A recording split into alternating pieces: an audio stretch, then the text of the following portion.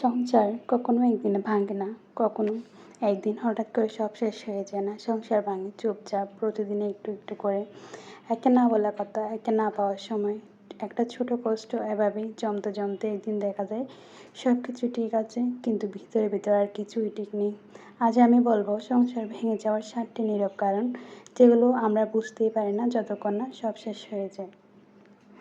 বিসমিল্লাহির রহমানির রহিম। আসসালামু আলাইকুম। মনিস ডেইলি লাইফ থেকে আমি মনি। প্রতিদিনের মতো দেশ প্রবাসী যারা রয়েছেন, কাছের মানুষজন, সবার সুস্থতা কামনায় আমি আজকে ব্লগটি শুরু করতে যাচ্ছি। আশা করি শেষ পর্যন্ত থাকবেন। ভিডিওটা শেষ পর্যন্ত দেখবেন, হয়তো নিজের জীবনের সাথে কিছুটা মিল খুঁজে পাবেন।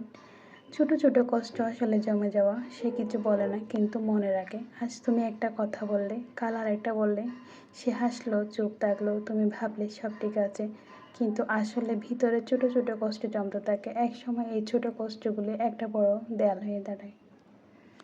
এমন কি কখনোই আপনার সাথে হয়েছে? কমেন্টে অবশ্যই জানাবেন। 2 নাম্বারটি হলো কথা বলার মানুষ না থাকা। এক সময় তোমরা ঘন্টার পর ঘন্টা কথা বলতে, এখন দরকার ছাড়া কথা হয় না। সে কিছু বলতে চায় কিন্তু ভাবে বলে বা কী হবে, কারণ শোনার মতো কেউ নেই। আপনি কি মনে করেন কথা বলা কমে গেলে সম্পর্ক দুর্বল হয়? লিখে অবশ্যই জানাবেন আমাকে।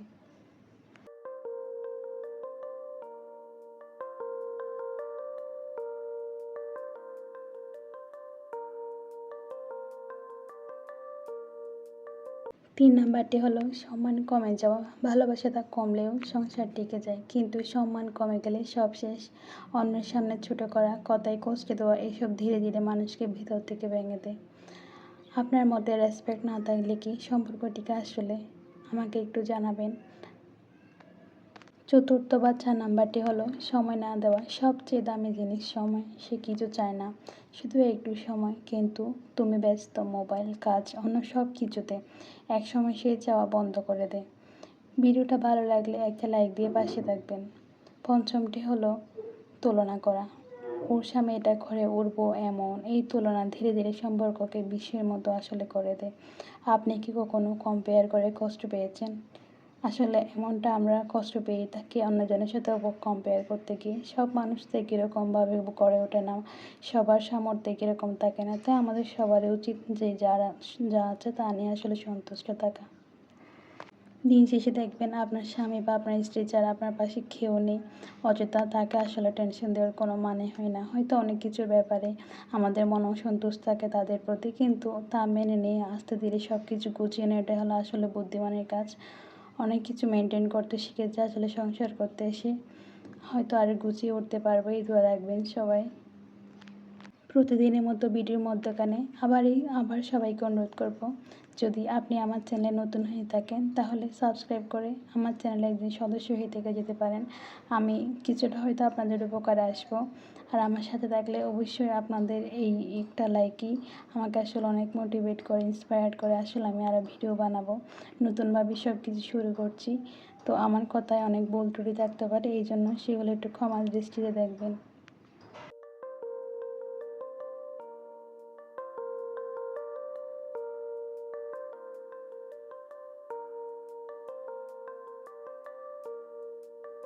ছয় নম্বর যেটি, সেটি হলো আসলে ভুল বোঝাবুঝি ক্লিয়ার না করা।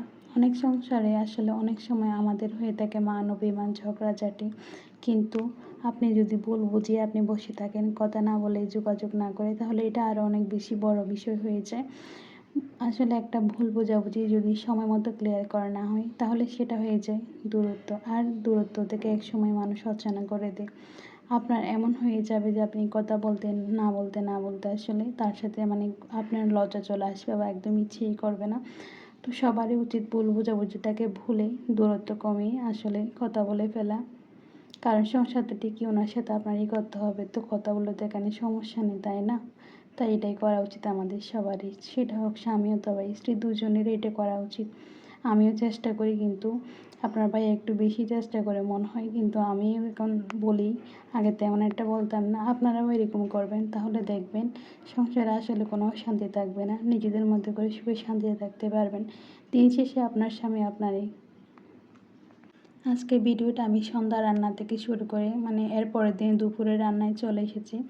দেখুন কথা বলতে বলতে অনেক কিছু বানিয়ে ফেলেছি। ওই যে প্রথমে যে পাউরুটিটা আমি দেখিয়েছিলাম ওইটার ওই দিনই এর আগের দিনে এনেছিল, আসলে ডেটই চলে যাওয়ার অবস্থা ছিল। তো আমি ভাবলাম এটা নিয়ে একটা ডিমের সস দিয়ে একটা নাস্তা বানিয়ে ফেলি। ওইটা আসলে আমার নিজেরই চয়েস ছিল নাস্তা বানানোটা, আমি কারোর থেকে আসলে কোনো কিছু দেখে করিনি।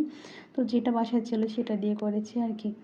দেখুন কথা বলতে বলতে রান্না প্রায় শেষের দিকে।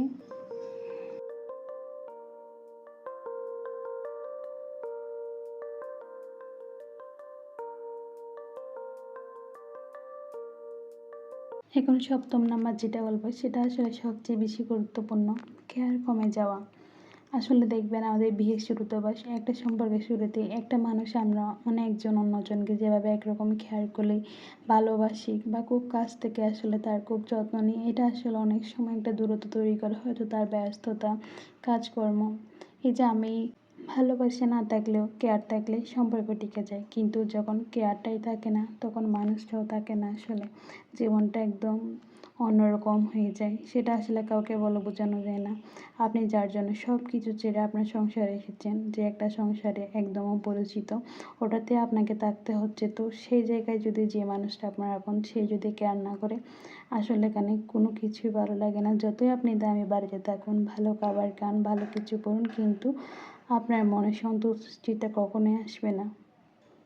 সবশেষে বলবো, সংসার ভাঙে না একদিনে, ভাঙে প্রতিদিন একটু একটু করে। আর যদি আপনি বুঝতে পারেন আপনার সংসারে এই কারণগুলো আছে, তাহলে এখনই সময় সব ঠিক করার, কারণ সব শেষ হয়ে গেলে চেষ্টা করে আর কিছুই বেড়ানো যায় না।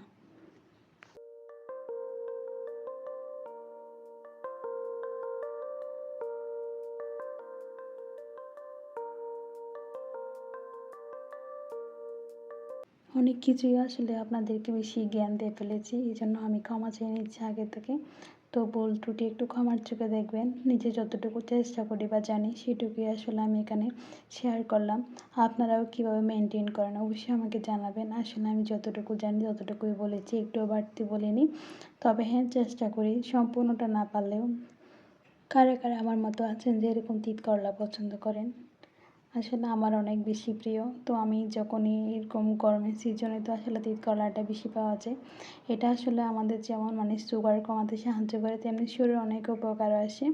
আর এটা শিখিয়েছে আমার বাবা, উনি অনেক রকম খাবার খেতে শিখিয়েছে। হয়তো অনেক খাবারে আমরা নাক তুলতাম, কিন্তু উনি তেমন একটা প্রশ্রয় দিতেন না। এখন বুঝছি আসলে উনি কেন এটা করতেন। তো আসলে মা বাবাই অনেক স্থান বা হৃদয়ে জায়গা দখল করে নেয়, এটাই হয়তো প্রতিটা মুহূর্তে মিস করি। তো কারা কারা পছন্দ করেন এরকম ভাজি তিত করলা, বিশেষ করে আমাকে অবশ্যই জানাবেন। আর আপনারা কীভাবে খান এই সবজিটা? আমরা অনেক সময় চিংড়ি দিয়ে, তো আমরা এখানে হাইসা বলে থাকি চট্টগ্রামের বাসায়, ওটা দিয়ে রান্না করলে অনেক ভালো হয়, ওইভাবেও রান্না করে খাই। তো আপনারা কীভাবে খান বা কার কার পছন্দ আমাকে কমেন্টে জানাতে পারেন। সে আপুমনি ভাইয়ারা অবশ্যই জানাবেন আমাকে। অনেক কথা বলা হয়ে গেছে, আসলে এখানে ভিডিও শেষ প্রান্তে প্রায় চলে এসেছি।